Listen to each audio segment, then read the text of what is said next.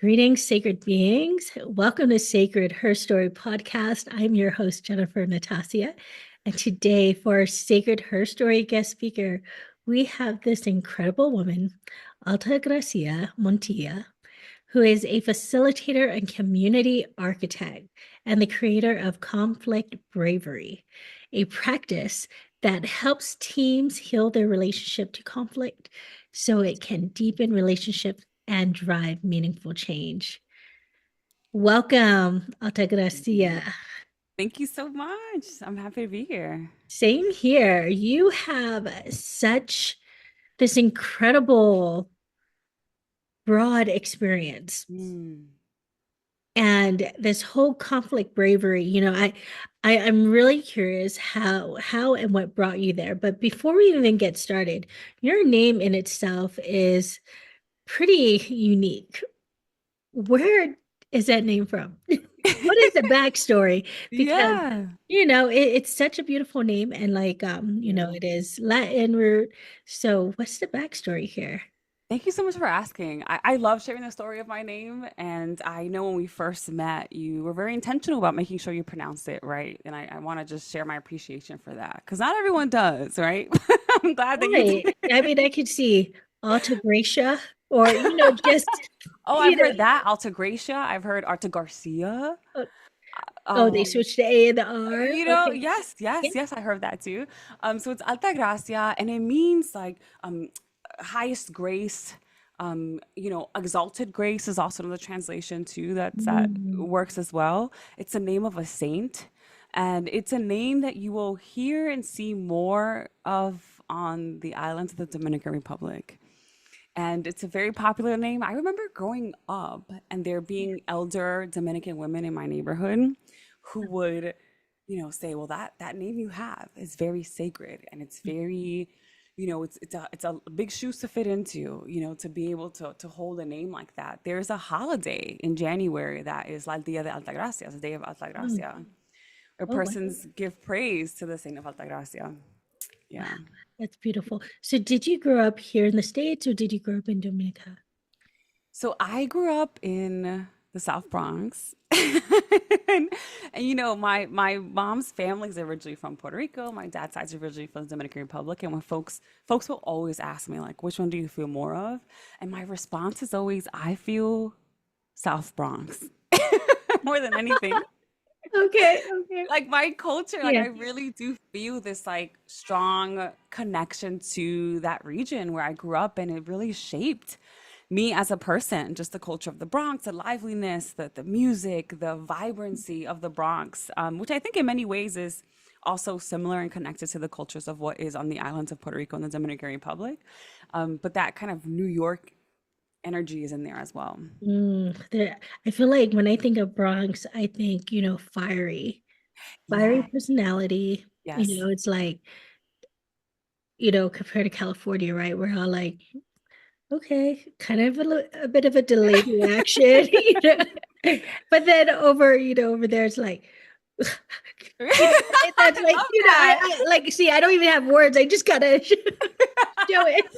Wait, this has been of all the things I've heard someone do, I think that's I love that kind of embodiment of the energy of the Bronx. And we do love Cali too, and the energy that's there. Yeah, I mean all the things that you're naming are right. And it's so interesting that you use the word fiery too, because I'm thinking about the image of a phoenix is coming to mind right now, right? Like Mm, that yeah. phrase of like the phoenix rising from the ashes. And the Bronx, I don't know if you know this, but it has a history with fire. There was a period of time in the late 60s, if I'm not mistaken, where a significant percentage of housing in the Bronx was burned down by landlords trying to essentially rid people of their buildings. And so folks would, when they're talking about this time, will refer to it and compare it to the global South. They'll compare it to what folks would name as a third world, space, like the way it looked. And to think, I saw a map recently that was showing the different areas of the Bronx that was burned during this period of time, and it was so much of it. It's like this map was showing like on average about 70% of housing units in particular areas was burned down, and it also on top of that map, there was this additional layer of showing where hip hop was growing and blossoming because the birth of hip hop was in the Bronx. So I'm thinking about like how even though Mm. I didn't grow up during that era, it's tied to my history too because my Yeah, mom grew up in that era. And, we have that fire inside of us, I think, because we survived. yeah. We survived and they were seeds planted in concrete and people have blossomed. I love it, but your demeanor is so calm and just like gracia. Ooh, Like gracia, yes. Mhm. and I really feel that. So, and then here you're doing conflict bravery, which I want to hear Mhm. more about and want you to share more about. But how was it for you growing up? Were you like fiery? Were you like, I'm gonna fight you? Because your energy is so calm. And I go, usually when somebody is so calm like this, they've taught, they've learned a lot, Yes. and they integrated all this work, Yes. so. You're so right. You are so right. So, growing up, the story that I oftentimes will tell when I'm doing my conflict bravery master classes, whether it be with individuals or collective groups, is I talk about my journey with conflict because everyone who embarks on this journey with me, we have to explore what your history with conflict is. And Mm. mine starts with being in a place where, folks were conflict aggressive. People dealt with conflict in sometimes getting physical. My first day of school ever, my mother gave me two pieces of advice. The first one was, if anyone bothers you, tell a teacher. And if anyone, and I don't know if I'm going to curse right now, but she said, if anyone, It's okay, it's appropriate here. okay, okay. This is honoring Sacred Her, Yes, and thank you. Sacred Her is her. I know sometimes people get jarred by a curse word here and there, but she said if somebody fucks with you, you better fuck them up. And if you don't, when you come home, I'm gonna fuck you up, right? Like that was That's and it my was kind of mama. yeah, and let me tell you, like it was, and people sometimes respond to that and they're like, oh my gosh, like, how do you feel about that? And I recognize that it was her way of saying, stand up for what you believe in, like stand on your 10 toes, stand strong, stand tall. And if anyone really tries you, let them know you're not one to be messed up with, right? Yeah. And so I grew up in a space where it was, a norm to deal with things physically, right? And that has its challenges, of course, right? It doesn't always, it can't work for us. It can cause problems. We don't want to like want to be whooping ass left and right, right? Don't Yeah. necessarily want to. And then I went into when I started my career, for almost literally all, except for like a 6 month period, I have been in leadership roles of my career. I've been in leadership roles my entire career pretty much. And, I also, most of that was spent in the education and nonprofit spaces, a large percentage of that. And I was in spaces that were predominantly white. I was in spaces that were predominantly femme energy was present. So it's like white femme energy in these spaces, and they're conflict avoidant. And while folks will oftentimes look at conflict aggressive spaces and go, oh, that's toxic, there's toxicity in conflict avoidance. I've seen conflict avoidance so bad, people experience physical pain from the avoidance of having to be Mm. hush and prioritize niceness and prioritize just things feeling good. And we tiptoe around the challenges and the problems and hope that like it goes away, right? Like, that has its problems. And I, being in leadership roles, knew that I wanted to create change. I knew that I wanted to see change possible and happen, see it happen.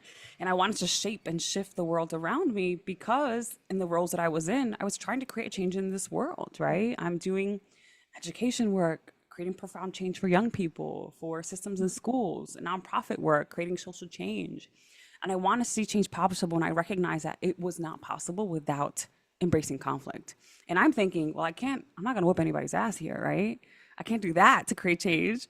And I can't just avoid it. So, what is going to create that change? And so, I created this framework called Conflict Bravery that helped us embrace conflict in a way that makes Mm. conflict a friend of ours, that embraces conflict in a way that instead of when conflict enters a room, we see it as something we need to win and lean into so much that we're being aggressive.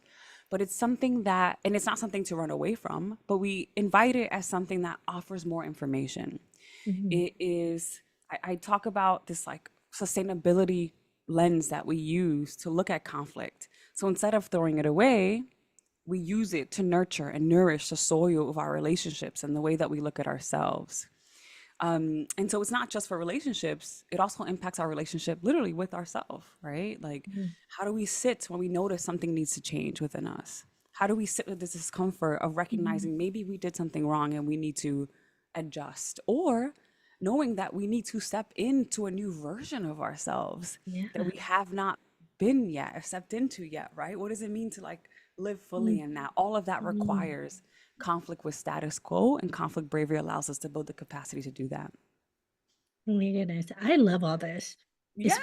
Especially when you brought up the conflict avoidance. And I'm like, "Ooh," Mhm. and this is like generation to generation that was taught, right? Somewhere we started being taught to, shh, Yeah. you're only meant to be seen and Mhm. everything is okay. I mean, do we want to go there? In various things that we grew up with, we're taught, you know, how to be submissive. Yeah. How are we supposed to show up? And is it factual? Is this real? And it's like we got to ask ourselves that. And I bet most of us will be like, fuck no. Because Right. it's taken away. It's like something's eating at you. So I Yeah. just love how you even mention it, because that conflict avoidance Mhm. does eat Yes. at your spirit, at your soul, at your very being, whether you have awareness to it or not. And then one day it'll finally hit you and you'll wake up and you might be enraged, whatever Oh, that may yeah. be. Oh, yeah. And listen, the Yeah. worst of it that I've seen was an organization where there were women who were experiencing hair loss, extreme body weight and gain, and also tooth loss too that was present. There was that much of holding in what Wow. folks were experiencing that it was, creating illness in the body, right? Mm, And yeah, so the ability to like embrace conflict, to sit with conflict and sit with that discomfort and to do it in a way that doesn't feel like a weight, right? So I've been doing this for many years now and embracing this kind of way of moving through the world. And so for me, when conflict enters the room, I go, oh, okay. Well, what is conflict going to teach me in this moment? Like, what am I going to learn from this experience about what needs to change in me or in this space or in this institution or this relationship that I have with the person in front of me? yeah. Yeah. So give us an example. I want to hear your story with this. Like, Ooh. what was like one of the most challenging conflict that you had to deal with? I mean, you did share how, there, you know, the white feminine, and here you are, a woman of color, and like I want to hear this. What was the most, give us the tea. Yes. Listen, I'll say this. Like, there was definitely like a chapter of my life where I feel like, especially when I was first thinking about what this would look like, where I was dealing with challenge in a way that I was still holding it tightly on my chest, right? Mm, And it was something that when I felt it enter the room, I could feel like the pricklies on my back and in my neck. And when that happened, it was working in before I started my own practice. I was working for an organization where conflict avoidance was the norm, and there were fellow members of the leadership along with me who, when I would give them feedback, they would essentially say like, you're saying too much in this space. mm, And there was an organization that I once worked with where there was millions of dollars in the red for consecutive years. And so for that, that meant young people were missing out on millions of dollars that they could be using because it was an organization that served young people. mm, And when I asked in a meeting, why is this happening? My question was, and I'm an executive leader, and I'm asking a fellow member of my team, this is if this is an expectation of us to be able to make sure that we are in good standing financially and make sure that we are able to service all of our students. Why does this happening consecutive years in a row? And there was someone in that group who was so put off by the question. Oh my, like basically like, how dare you ask that? How could you? Ask for a meeting with me afterwards and say, please don't bring up questions like that. And my thinking is, if we're going to change, if we're going to be the best possible organization or team we could be, it requires us to sit with difficult questions, right? And yeah. that's one in the workplace that I'm thinking of that came to mind right now. I've had things that have happened in my friendships where, even things that maybe don't feel as significant, but for me they are because of the love I have for the person who, who I discussed it with. But I had a friend once who, this was like years ago, who told me essentially that I wasn't showing up fully as a friend because I wasn't reaching out to her enough. And she felt like she needed more. She needed me to reach out and ask to come out with her and to do, things that girlfriends would do together, right? And it was a shock to me. I'm thinking, maybe this is my Aquarius traits, but I'm thinking, we're good. I'm fine. Like, I love you. You know, I love you. I love you. I tell you I love you when I see you. And so I'm thinking, we're good. And so it was a very difficult conversation she had with me, telling me that I'm not showing up fully. And in that moment, I go, I love you enough to create some change. And where I can and when I can, I'm going to lean in and reach out in the way that will make you feel loved. Right. And so that wasn't easy for me to receive and to hear, but it's for the better.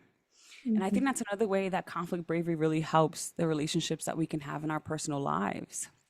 Right? Yeah. Like we need to, I always say, if conflict bravery isn't a norm in the relationship that you have with a loved one, a roommate, a friend, a family member, a colleague, then it's not living to the full potential of what it could be. Mm. Because we should feel comfortable enough to talk about Yeah. conflict and to go deep into the things that are really challenging.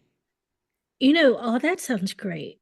But then Hmm. where do you start if that was never even there in the first place? Yeah. You see it, for example, I can only give an example of my life. So, um, but Yeah. for me, my parents didn't communicate, Hmm. you know, talk about conflict avoidance, Hmm. and it looks different from a man and a woman, Yeah. So, but it's they didn't talk about anything. They just screamed if they do discuss the conflict, but it never ended well, So Mhm. where do you start so that it can be a safe place, Yeah. for both people to have that conversation, like that uncomfortable conversation you had with your friend? Absolutely.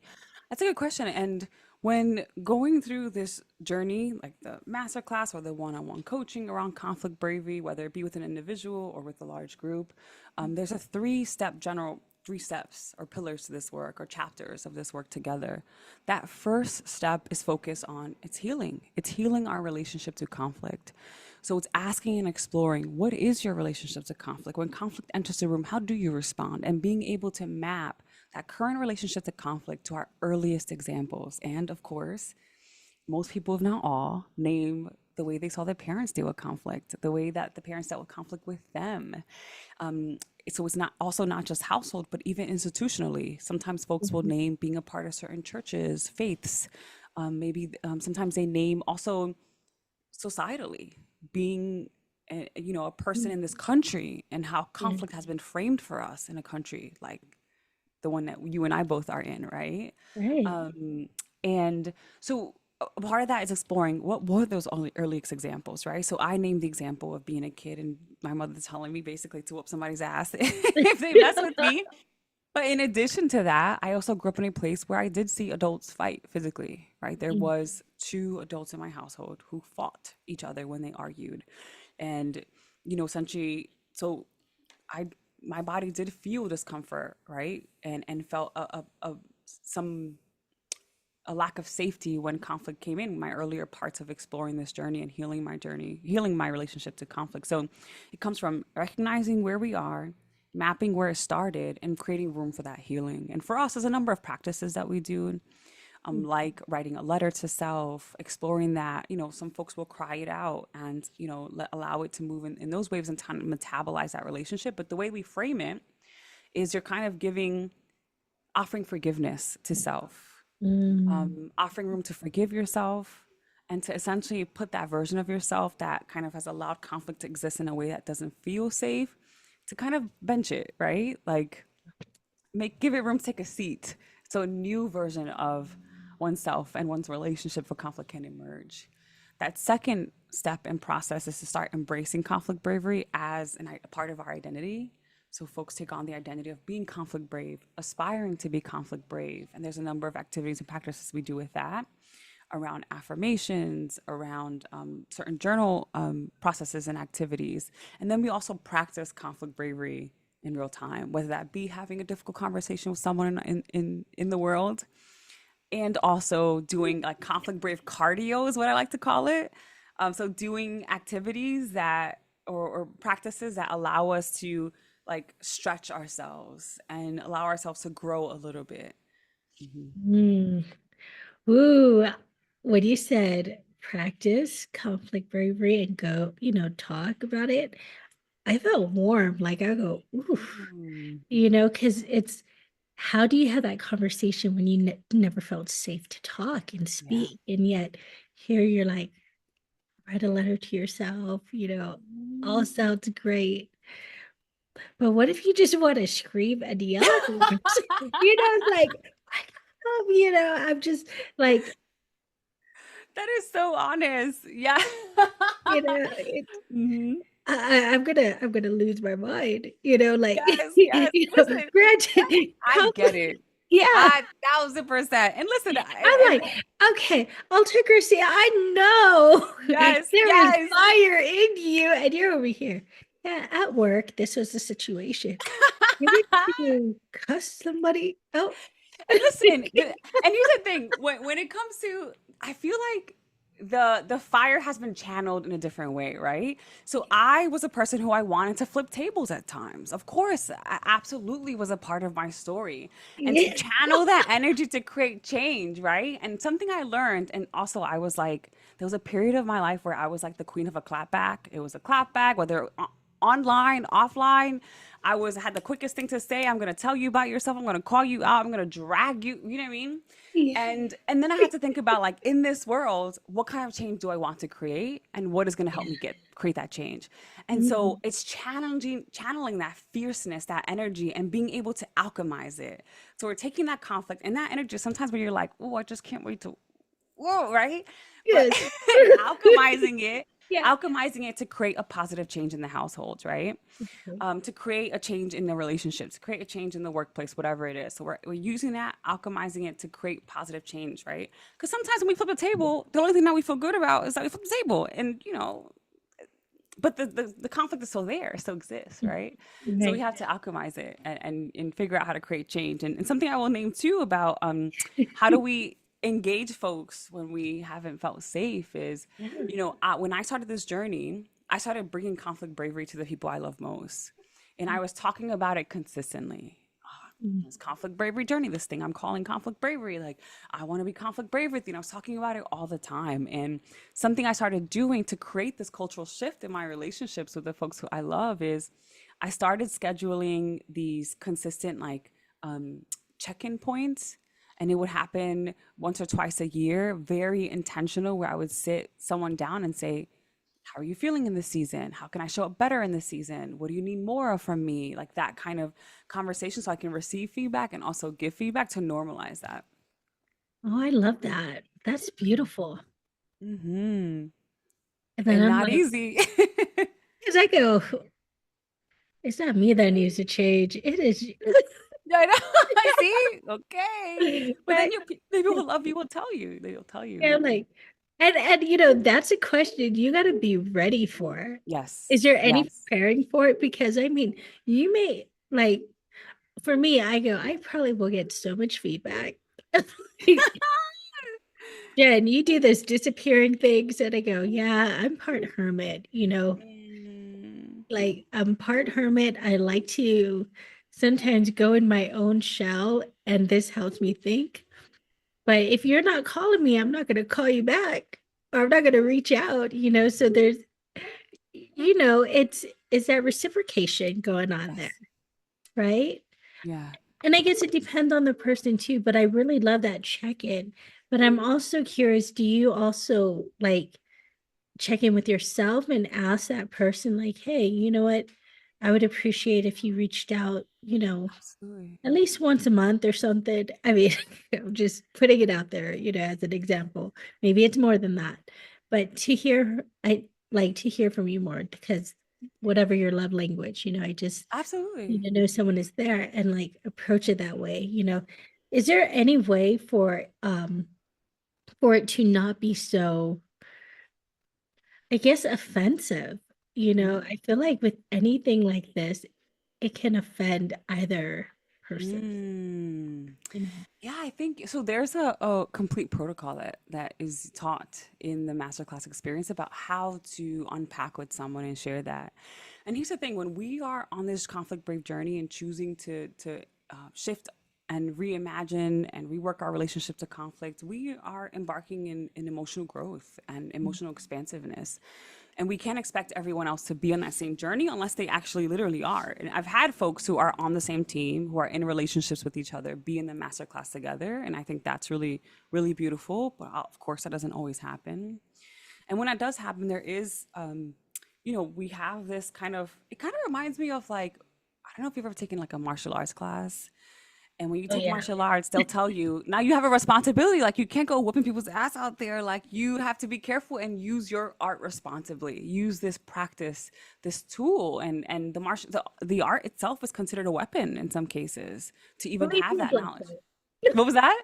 He said, only if you're a black belt. Okay, there you go. If you're a The rest black of belt, it. and I think similarly about this experience, because when folks do conflict bravery, they immediately go, "Oh, I can't wait to call that cousin." Then you know what I mean? They're like, "Oh, I can't wait to tell this person about themselves."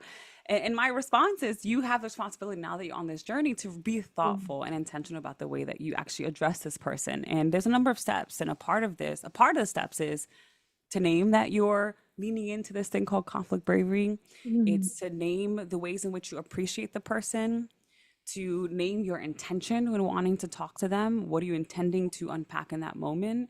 Outlining where was the hurt or harm that happened, and then also when naming that, asking what they need to show up fully too. So kind of volleying the other way.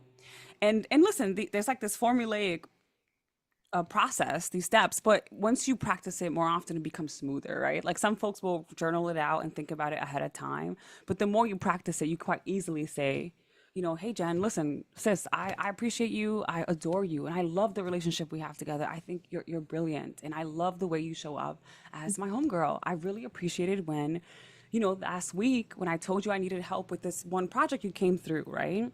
But I'm noticing that the last time we met, you said this thing that kind of made me feel a little uneasy. And I wanted to chat with you about it. I want you to know I'm coming with love, I'm coming with care. I care about you, and I'm leaning into that above all. But I just want to make sure that you know this, and let's unpack and so you start to go through the steps kind of smoothly Yeah, and no, you I like this sounds great. I go, yeah, I would always listen to someone coming to me like that. But right? Ooh, Yeah. yeah. And it says a lot. I think you say it says a lot about the way that we normally come in with each other, because normally when we feel that tension in our chest, we let the prickly feeling of it, whether it's in our back or our chest or our stomach, right? We let Right. that prickly feeling that's what Yeah. allows us to lean in, and we go, "Oh, this feeling that I'm feeling, I want you to feel it too." And so I'm gonna, right? And Yeah. so practicing conflict bravery over time. And I'll be honest with you, I don't feel the pricklies as much these days. I don't feel them, because I'm like, oh, okay, this made me feel uneasy. And so instead of it being anxiety, I go, okay, what am I going to do with this? I'm going to help you navigate. So, which also helps with realizing that some things aren't even worth unpacking, right? There are some folks who let it go, let it go, let it go, you know? Oh, you about to sing? Okay. Raising the vibration up over I here. know. I'm not even a singer. I just felt Yeah, it. that came out. That was so fluid.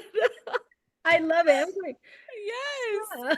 yeah. Mhm. And everything you're saying, there's like this deep, deep self-awareness, this Yeah. relationship with yourself that you are, this is, I feel like kind of this is part of manifesting, Mm. right?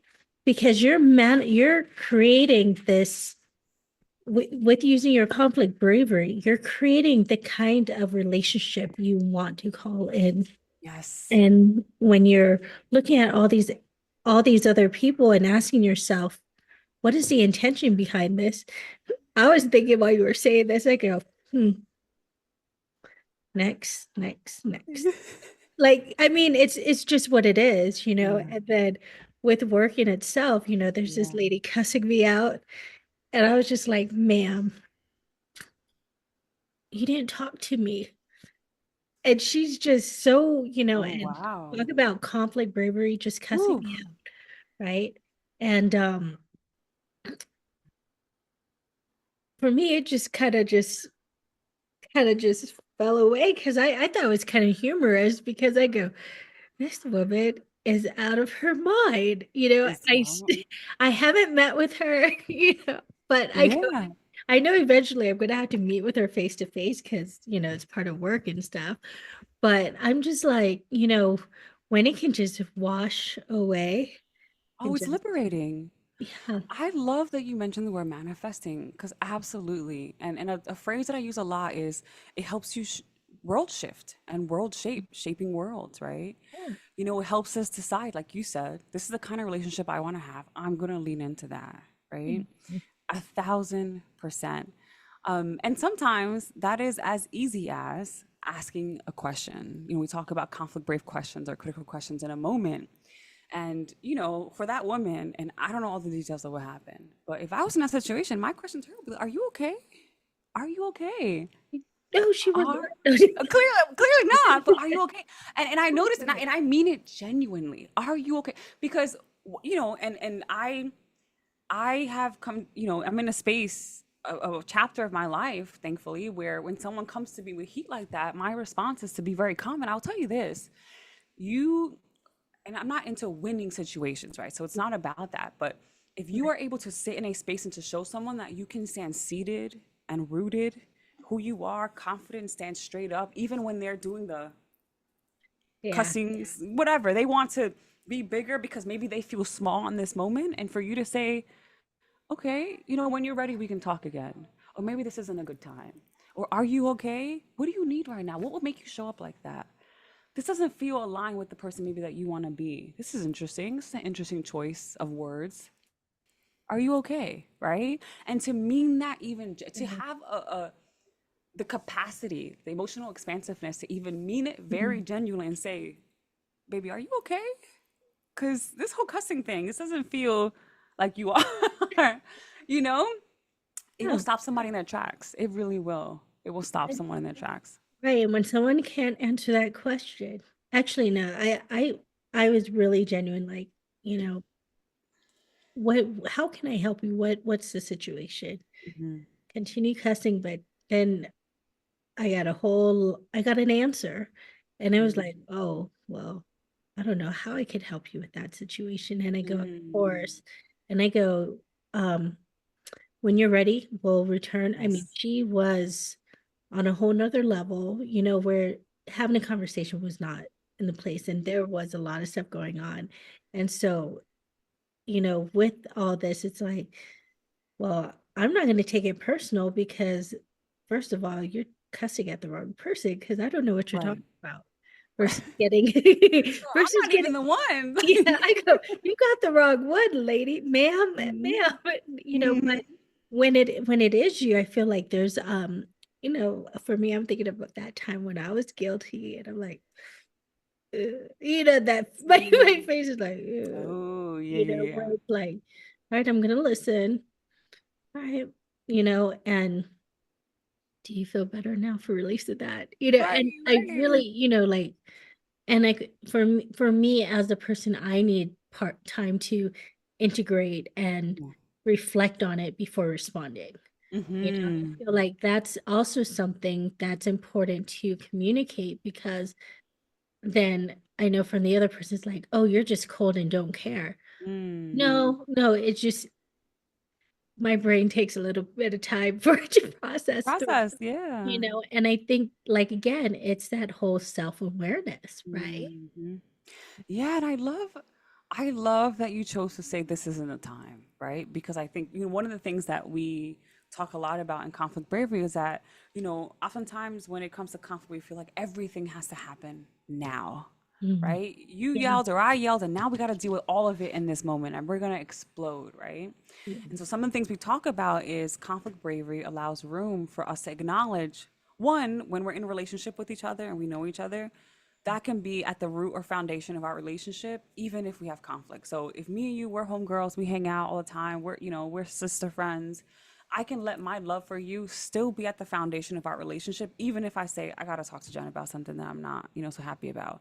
Instead of letting this be the thing Yeah. that rules our relationship. Instead of saying, well, she pissed me off the other day and now I don't want to do this and I don't want to hang out with her. And I can still say, I love this person still, Right. even though she did this thing that upset me. And we're going to talk about it and we're going to find the time to unpack it. Right. Right. Um, and, when and if someone also brings something to your attention, whether you're wrong or not, in a way that doesn't feel safe, that time that we set to talk about it can be named. I Mm, appreciate you coming to me with the thing that you were really upset about, but I feel like I do want to also name that the way that it came out doesn't feel right. And I want you to know that you don't have to yell for me to listen to you. I'm mm, gonna be able to listen to you. I want us to feel like I want our relationship to be one where there's so much trust that you don't have to curse and yell for me to hear you out when you're in need, right? And so again, we're thinking about what is the ideal version of our relationship that we can lean into. right. Right. I love all this. And from what I'm gathering is that you also give vocabulary to it for it, with the process of it, because there are times where, I mean, you see it, but you don't know what it sounds like, and then you keep saying you practice, Yes. because you just get better. You can't just do it one time and expect, Right. it's like the first time, second, first 100 times, it's messy. Ooh, yes. Yes, it is. And you're going to make mistakes, and that's okay. That's okay. And so we have to be kind to ourselves when we make a mistake. It's going to happen. And a part of the practice, too, is not just having those conversations consistently, but is doing things again that allow us to stretch ourselves, right? So in the masterclass, through our process together, there is a point where folks have to write a list of things that they've never done before, but maybe have thought, oh, I want to do that one day, and something they could ideally do within a week, right? And they have to do one every single week. And so they're trying a new thing, kind of stretching themselves to maybe do something that feels a little bit uncomfortable that they thought, maybe I'm gonna try that thing. And they haven't done it, but just to lean into it, right? And to experience it and to see how their body feels, right? Because the somatic experience we have from trying a new thing feels very similar to when we're in conflict, that somatic experience. We feel pricklies in our chest, similar to the pricklies we feel when we're engaging in conflict. And so to be calm and easeful and know we can be all right even in these moments, it offers like some cardio for those moments when we are engaging in conflict. Wow. Wow. So those who are listening, Altagracia's information is going to be right there in the bottom so you can learn some more about conflict bravery. I just think it's incredible what you're Thank you, sharing. Jen. Oh, something else I want to talk about, because you're a co-founder of the Seven Space. Yes. Can you share what is the Seven Space? Yes.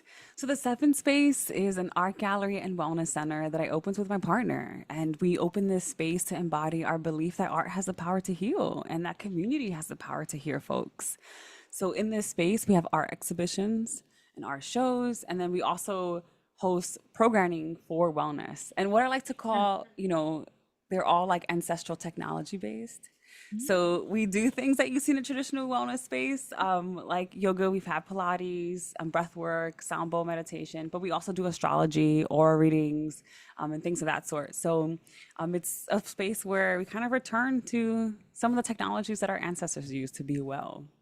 I love that. I love that. How about dance? Yes. Wait, do you love to dance?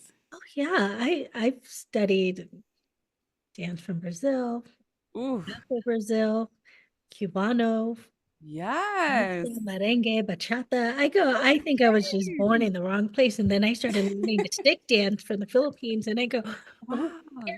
stick dance. But then I really like the Cuban dance with the machetes. So that's a whole, Whoa, that's I other love stuff. that. Fire dance. For me, I'm more of an embody. My work, I'm surprised I'm even doing a podcast because I talk, but I'm more into like move. I need to move more, is what it is. Mm. The movement, there's that medicine in it, especially when you got the drum beats and A everything. 1000%. A thousand. I was gonna say that your ability to ask questions and listen reminds me of dance in the way that you're able to, because you're very fluid in the way that you ask a question and the parts that you listen to and the way that you're able to come in and out. And I feel like a lot of it is like the fluidity of dancing and movement. Yeah. We're dancing in here. Yes, yes, yes, a It's a thousand percent. flow. It's a flow. Yes.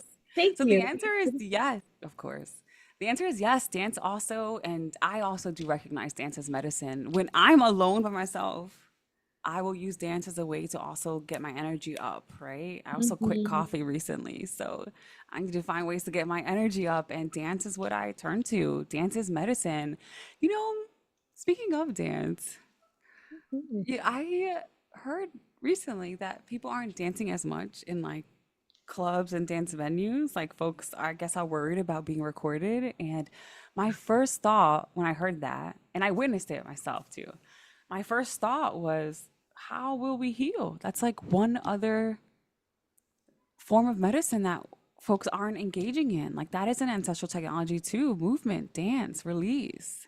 Yeah. Yeah. I don't know, but who knows who got what in their cameras of me. Right. There was like I remember just a few months ago I went to like a business training, right? Mhm. And when I'm with my people, Yeah. who cares about anything else? Mhm. And I'm sweating and dancing, and I go, "This is sober, y'all." And they were like, "What? You're sober?"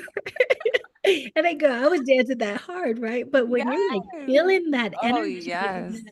it just releases, and see, now I'm like, this is not about me. This is about you. But with that wellness, I'm just like, just even your name, Altagracia, it's like with art that there's the dance, and I go, please say you got dance there too. 1,000%. I loved it. Yeah. Listen, when my mom used to tell stories about me as a child, she was always named how dancing was always something that I did. I was always dancing. And similar to how I named dancing, the way that you're asking questions sounds like dance is because I'm a facilitator. I facilitate experiences, right? For Mm, organizations, for collectives at the seven space. Facilitation in many ways is a dance, right? We are beautiful. dancing with the words that we're using in order to create change and transformation and healing for folks and teams. And so to be fluid, right? I think about how folks spend so much time in meetings, which is so rigid. This is what we're going to do, and this is how we're going to do it. And we have to sit in the same place and don't move too much, ask too much, don't speak too loudly. Like this is how you're supposed to speak and act and walk and it's so rigid, and our bodies are not supposed to feel that. We're supposed to have more freedom in our bodies. And so anyways, facilitation, a part of my practice is allowing people to feel that form of liberation in just the Mm, time that we have together. I love that. I love that. Mhm. And you're right with these meetings because I go, can you just send in an email memo? Do Why you you gotta really do need to that? talk about this? Why? I Yeah. always say a boring meeting is a choice, not a choice I would choose, but Right? it's a choice. It Choice. doesn't have to be. It's a choice. I'd be like, all right, everyone, give yourself a hug. No, Yeah, that works or too. give your neighbor a hug, but not everyone want to touch each other either. So, Right. Hmm. Yeah, but I think there's always, go ahead, go ahead. no, go ahead. I was just gonna say, I think we have to be really intentional about the way we bring people together, especially during a time where, we experienced the pandemic, okay? We're Hmm. still feeling the effects of that, Yes. and folks are questioning what it means to gather, how to gather thoughtfully. Folks are nervous about building relationships. They are out of practice, even still now. And I really believe in if I'm going to bring people together, I'm going to try and make it the best experience they have had in ages, right? My intention is to make the best use of this time. I'm going to treat it as sacred because your time is sacred. It is sacred, right? Even sitting with you on this podcast, I am showing up fully and wholly as myself so that this is a sacred experience for us both and also for anyone and everyone who's listening and watching this later, right? Like this, Absolutely. yeah, like we are facilitating experience for those folks. So, yeah, I'm just very intentional about the way that folks gather. And so, that's a lot of what we do at the Seven Space. We're intentional about how people gather. Our most recent event was we had a brilliant artisan and historian who's of Zulu ancestry, who taught a workshop on Bantu beading. And it's just such an amazing experience, you know. So it was a beading. We were beading and creating these bracelets. And last time she came, we created necklaces. And so on the surface, someone may say, okay, you're creating jewelry. But beyond that, you know, she's telling the history of the beads and the jewelry and the color and what it means and the culture. And all of it is a metaphor for connection and community. You know, she told a tale about how the threading, when you run out of threading, you're supposed to tie more to continue the pattern, but you're not supposed to like cut the extra thread parts. You're supposed to weave them into the piece. And it's a symbol or a metaphor for the idea if someone in a community strays away from the community, we're supposed to find ways to bring them back in. Ooh, that's beautiful. Isn't that beautiful? And so, you know, we're creating jewelry and we're practicing art, but we're also returning to these core principles and practices about what it means to intentionally build community and to connect with each other. And while we're learning this and doing beadwork, we're laughing, we're being joyful. You know what I'm saying? We're having tea. We always offer tea to folks in the space. And so it's a holistic experience every time folks come to the seven space. Oh my goodness. I love that. So why seven space? So we're the number seven, and we also know that seven's a very lucky number. And Um, you know, so it is seven is the unit we're at. And also we recognize seven, it's a very powerful number. yeah, seven is a Hmm. very powerful number. The We get number, that question a lot. yeah, Yeah. yeah, Mhm. of transformation, right? Yes, Yeah. absolutely. Yeah, oh, you're coming into this seven space. You're Yes. ready to transform. I love that. Mhm. And you're located in the Bronx, right? We're located in Newark, New Oh, Jersey. New York, Yes. from New York, New Jersey. You know, I'm Mhm. gonna come visit. I'm gonna come You visit. have to. Yeah, I do. I have family out there too, so I'm just like, y'all, I'm coming. But I'm Okay. gonna visit you. I'm gonna go to the seven spaces. I'm gonna Yes, please like I'm do. like, I got all these places to go to. I'm just like, wow, there's so, Isn't that you know, beautiful? I go, I thought New Jersey was small. You know, I'm like, A lot in New Jersey. I mean, well, Cali's a large.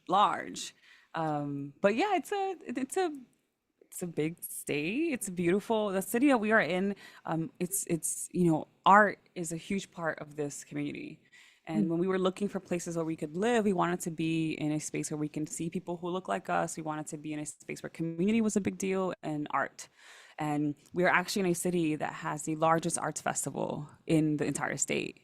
And so art is a big part. You know, we're 2 blocks away from a number of galleries. We're a few blocks away from the museum, the Newark Museum of Art. There's also about 3 campuses near us that also have galleries. So we're right in the heart downtown of the city, and there's just a lot of access to community and art here. wow, that just sounds so amazing and beautiful and just vibrant, just as Mhm. vibrant, radiating, just oozing love and, you know, it doing the inner work where you just want to be around each other and I wouldn't say kumbaya, but dance it out for sure. I love I'm that. just hearing like the drum beats and you know it's very social, you know, and you're swaying and moving with each Yes. other, you know, it's like there's no like sure it can be sexy and spicy, but really it's that connection of just that releasing and smiling and Yes, moving that's how what you we need. I really do. You know, there was a time, especially right after, you know, when not after, but when we were in the midst of this, the beginning parts of this pandemic. mm, I remember seeking and searching for a space that could hold grief and joy at the same time. And I couldn't find it. I mean, I had so many communities that I was a part of, and this is no shade to any of them, but they either were trying to fiercely do the right thing immediately and take action, or they were, you know, holding the heaviness of grief without any elements of joy, or they were trying to ignore what was happening. It was just like, but there was no space that I could find that really held those at the same time. And so when I've been a facilitator for a very long time, about 10 years, 10 plus years, and I started to intentionally think about how to create the spaces, physical spaces for us to gather.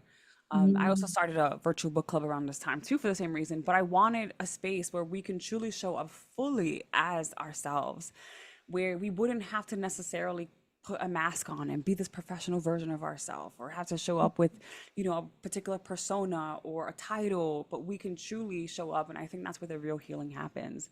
When there is a space that, I believe in acknowledging the weight of what happening. We know what's happening, right? We're acknowledging it, we're holding room for that. And at the same time, we're making room for joy. And the way that I name it is whenever I gather folks, whether it be the seventh space, virtually, in person, a retreat, whatever it is, my intention is for that space to embody the vision of what we believe this world could be one day, right? We want a world that is, say, just, thoughtful, loving, caring, that moves with intention, right? That has dance be the most important thing in the space. And we can be that. We can become that. We don't have to wait for an institution to give it to us. We can quite literally decide it exists, it is here, because in this room, at the time that we have together, we're going to be it. Yes, yes. I love that. I just everything. This is why the conversation flows so well too. Energetically, we're both present and energy is Hmm. flowing. But when you were sharing about holding the space of joy and grief, you know, I feel like everyone thinks things gotta be black or white. Yeah. And for me, I can love you, but I could get hella pissed at you as at Yes. the same time, and it's okay. I can love and have this inner rage because of the injustice that's Yes. going on, Yes. right?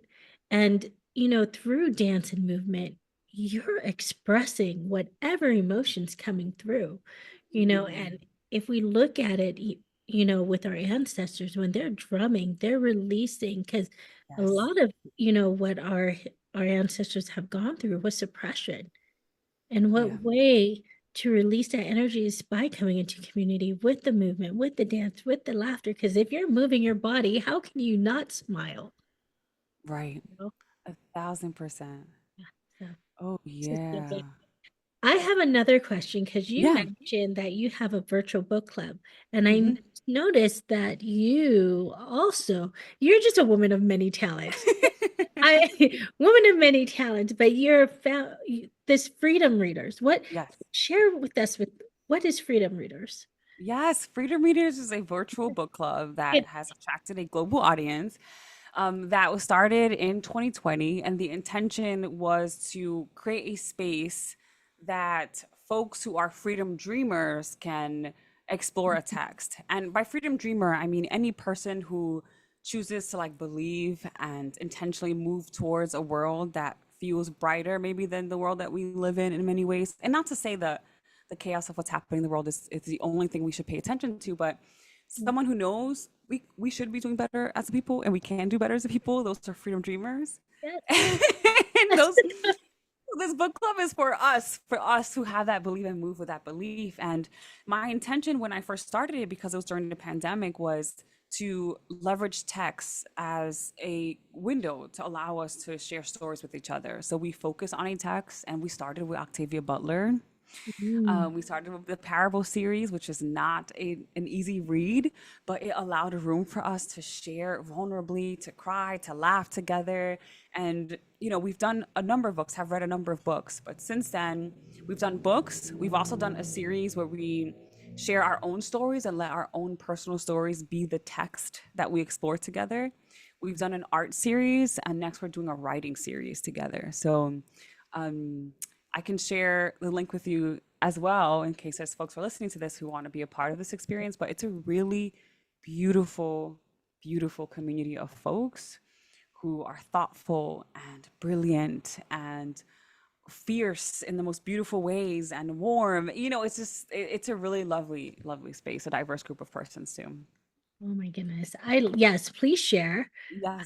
I may need to join it too because Yeah. I love books. Hence, this is just one Hmm. out of three bookshelves I have behind me. Yeah. Listen, I'm a book collector myself. See, I just having them and touching them, I love it. Just the Same. tangibleness of it. So I told myself I'm not getting any more books till I start reading. You know, I'm making this face because I tell myself that all the time. And then, I've waited for four more books to come in. ah! And especially when somebody like, if somebody wrote a book and they're on my podcast, I'm like, I'm gonna get your Oh, book. that's great. You That's know, great. just support, That's, yes, 1,000%. I love that you do that too. I'm that person too. If I meet you, we have a good connection, I'm buying the book. Yeah, let me know. How can we support? There's so much abundance out there, Hmm. so I love all this, but please share. That link's going to be in the bottom, y'all who are listening. And so we're getting to the end, but I know there's like so much richness, y'all, like with Altagracia, and her information will be in the description for you to connect with her, to learn more, join her Freedom Readers, visit her at Seven Space. But before we end, Altagracia, I mean, there's so much you shared, Mm. so much goodness that you shared. And there's, and I hear how, from learning, growing your story, looking back, what is something you wish you had known earlier in life? And what Mm. wisdom do you feel is important to share with those who are listening? Yeah. There was a time in my life where growing up, I made sure I got good grades. I was high achieving. I had 4 jobs when I was in college. I was on 4 executive board. I was doing all the things. And I really felt like a way to liberate myself meant to be high achieving, right? I was the first, the youngest, always in many positions. I reached C-suite before the age of 30, I think it was. And so, Mm, I really thought this is what, it means to really to overcome challenge, to heal myself is right. And then I realized that what truly allowed me to heal thoughtfully, to really grow, was to return to ancestral practices. And I think based on the conversations I have had with elders, I have discovered that at a young age, but I would have loved to even know that earlier, right? Like a lot of the institutional spaces I have been have kind of removed me from ancestral practices. So I had to really dive deep in a journey of exploring those, returning to my ancestors' ways of knowing, being, and doing, of standing rooted in just my inner self. A part of that was knowing who I truly am, a core outside of any title, any salary, any degree that I could get. It was just to know myself thoroughly and fully and why the ancestors sent me here. And I mm, think if I would have run that exploration even earlier, like that would have been fun. Yeah. right? Right? Hmm. I love this. Thank you. Thank you. This was Thank you. fun. This was fun. Thank you. Thank you. And thank you to everyone who listens. Yeah, thank you. And to the beautiful souls listening, if today's story moved you, inspired you, or reminded you that you're not walking alone, I invite you to follow and subscribe to Sacred Her Story podcast. Also, follow Alta Garcia. Her information is in the description. For this is where real women share their raw, unfiltered becoming, also remembering. And this is the sacred, the messy, the powerful. Thank you for joining us here today, for she is Sacred Her. That is sacred, highly exalted rebel. It's saying yes to ourselves and trusting our own inner wisdom. And thank you again, Altagracia, for gracing us, Mhm. high gracing us with your presence. Thank you.